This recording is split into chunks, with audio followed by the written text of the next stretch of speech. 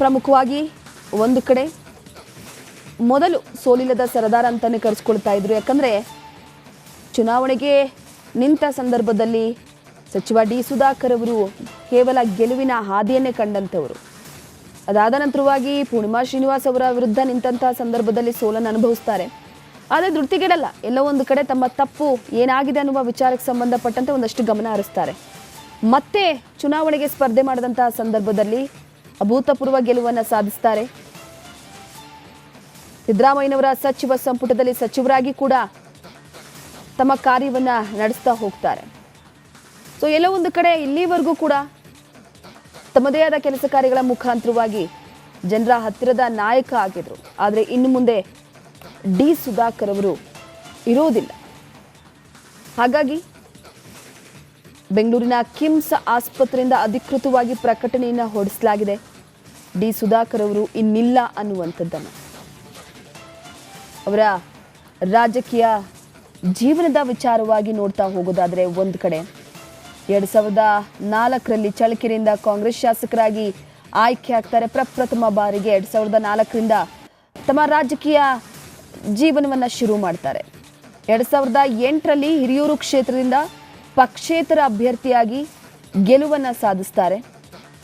ಅದಾದ ನಂತರವಾಗಿ 2008ರಲ್ಲಿ ಬಿಜೆಪಿ ಸರ್ಕಾರದಲ್ಲಿ ಸಮಾಜ ಕಲ್ಯಾಣ ಸಚಿವರಾಗಿ ಕೂಡ, ಯಾಕಂದರೆ ಬಹಳ ಖಾತೆಗಳನ್ನು ನಿಭಾಯಿಸಿದ್ದಾರೆ. ಹಾಗಾಗಿ ಅನುಭವಿ ರಾಜಕಾರಣಿ ಅಂತ ಹೇಳ್ಬೋದು. 2008ರಲ್ಲಿ ಬಿಜೆಪಿ ಸರ್ಕಾರದಿಂದ ಸಮಾಜ ಕಲ್ಯಾಣ ಸಚಿವರಾಗಿ ಸೇವೆಯನ್ನು ಸಲ್ಲಿಸ್ತಾರೆ.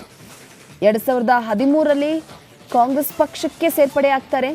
ಕಾಂಗ್ರೆಸ್ ಪಕ್ಷಕ್ಕೆ ಬಂದ ನಂತರ ಅವರಿಗೆ ಮತ್ತೊಮ್ಮೆ ಗೆಲುವು ಸಿಗುತ್ತೆ. ಆ ಗೆಲುವಿನ ಹಾದಿ ಅದೇ ರೀತಿಯಾಗಿ ಮುಂದುವರಿಯುತ್ತೆ. ಆದರೆ 2013ರಲ್ಲಿ JDS ಅಭ್ಯರ್ಥಿ ಎ ಕೃಷ್ಣಪ್ಪರವರ ವಿರುದ್ಧ ಪೈಪೋಟಿ ಏರ್ಪಾಡಾಗುತ್ತೆ. ಆ ಪೈಪೋಟಿಯ ಸಂದರ್ಭದಲ್ಲೂ ಕೂಡ ಗೆಲುವನ್ನು ಸಾಧಿಸ್ತಾರೆ.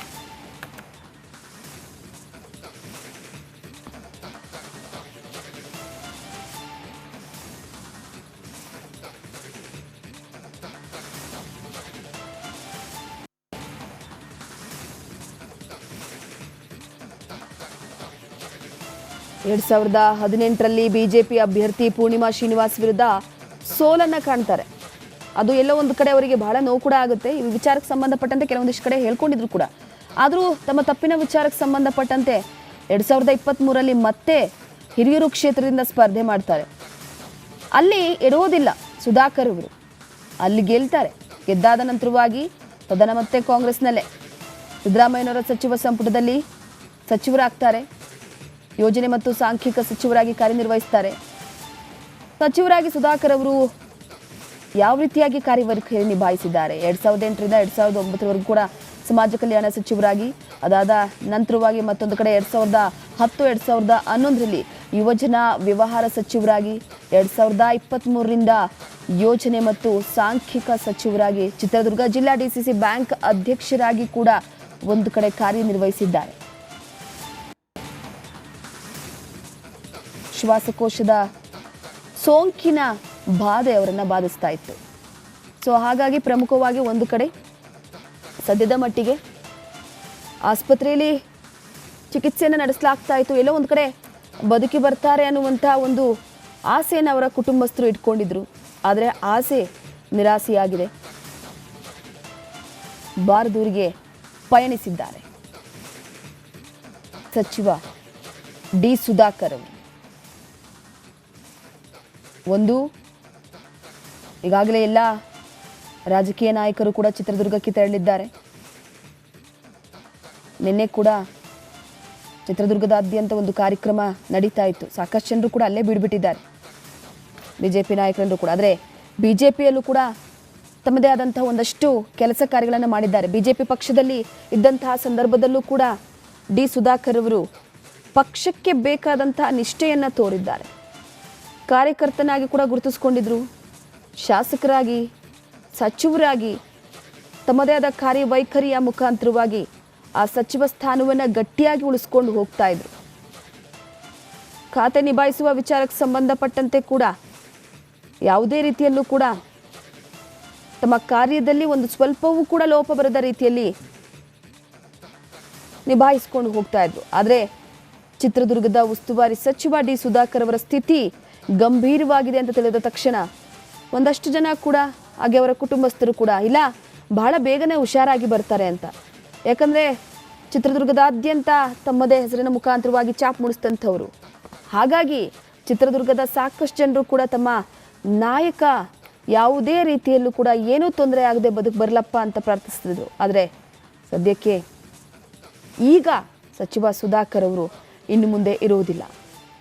ಅವರ ಸ್ವಕ್ಷೇತ್ರ ಹಿರಿಯೂರು ತಾಲೂಕಿನಲ್ಲಿ ಅಭೂತಪೂರ್ವ ಗೆಲುವನ್ನು ಸಾಧಿಸದಂತಹ ಸಂದರ್ಭದಲ್ಲೂ ಕೂಡ ಎಲ್ಲೋ ಒಂದು ಕಡೆ ಸದ್ಯದ ಮಟ್ಟಿಗೆ ಅಲ್ಲಿರುವಂಥ ರಸ್ತೆ ಸಮಸ್ಯೆಗಳಾಗಿರ್ಬೋದು, ಕುಡಿಯುವ ನೀರಿನ ಸಮಸ್ಯೆಗಳಾಗಿರ್ಬೋದು, ಹಾಗೆ ಜನರು ಪ್ರತಿ ಬಾರಿಯೂ ಕೂಡ ಸುಧಾಕರ್ ಅವರು ಕೆಲವೊಂದಿಷ್ಟು ಕ್ಷೇತ್ರಕ್ಕೆ ಹೋದಂತಹ ಸಂದರ್ಭದಲ್ಲಿ, ತಮ್ಮ ಊರಿಗೆ ಹೋದಂತಹ ಸಂದರ್ಭದಲ್ಲಿ ಒಂದಷ್ಟು ಪ್ರಶ್ನೆಗಳನ್ನು ಮಾಡ್ತಾ ಇದ್ರು ಆ ಸಚಿವರಿಗೆ, ಅಲ್ಲಿ ಹಳ್ಳಿಗರು.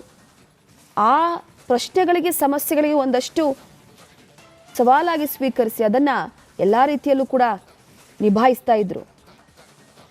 ಆಶ್ವಾಸನೆಗಳನ್ನು ಕೊಟ್ಟಿದ ನಂತರವಾಗಿ ಅದನ್ನು ಈಡೇರಿಸಿಲ್ಲ ಅನ್ನುವಂಥ ಮಾತೇ ಇಲ್ಲ. ಸೊ ಹಾಗಾಗಿ ಸದ್ಯದ ಮಟ್ಟಿಗೆ ಡಿ ಸುಧಾಕರ್ ಅವರು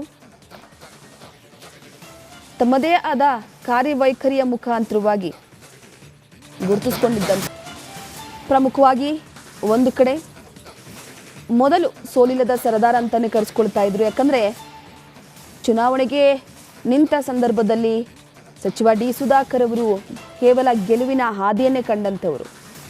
ಅದಾದ ನಂತರವಾಗಿ ಪೂರ್ಣಿಮಾ ಶ್ರೀನಿವಾಸ್ ಅವರ ವಿರುದ್ಧ ನಿಂತಹ ಸಂದರ್ಭದಲ್ಲಿ ಸೋಲನ್ನು ಅನುಭವಿಸ್ತಾರೆ. ಆದರೆ ಧೃತಿಗೆಡಲ್ಲ, ಎಲ್ಲೋ ಒಂದು ಕಡೆ ತಮ್ಮ ತಪ್ಪು ಏನಾಗಿದೆ ಅನ್ನುವ ವಿಚಾರಕ್ಕೆ ಸಂಬಂಧಪಟ್ಟಂತೆ ಒಂದಷ್ಟು ಗಮನ ಹರಿಸ್ತಾರೆ. ಮತ್ತೆ ಚುನಾವಣೆಗೆ ಸ್ಪರ್ಧೆ ಮಾಡಿದಂತಹ ಸಂದರ್ಭದಲ್ಲಿ ಅಭೂತಪೂರ್ವ ಗೆಲುವನ್ನು ಸಾಧಿಸ್ತಾರೆ.